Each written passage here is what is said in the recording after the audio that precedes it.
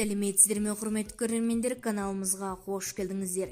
Әлемде және де Қазақстанда болып жатқан жаңалықтарды алғашқылар қатарында біле отырғыңыз келсе, арнамыздағы подписаться және де бір ғана лайк түймесін баса кетуді ұмытпаңыздар. Лайк түймесін басқан қолдарыңыз Кибатулланың қабырғасын ұстауын нәсіп етсін. Ал ендеше бастадым. Қыздарды төсектес болуға мәжбүрлейді. Иракта казинода жұмыс істеген қазақстандық әйел тілшімізге сұхбат берді.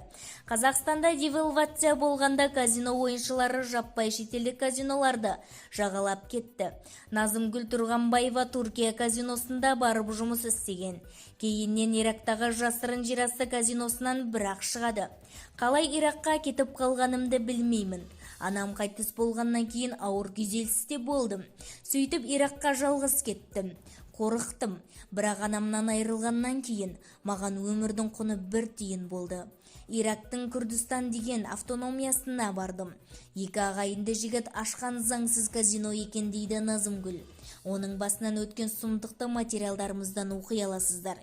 Бізді тамашалауда жалғастырыңыздар және де бір ғана лайк түймесін басып, сау саламатта болыңыздар.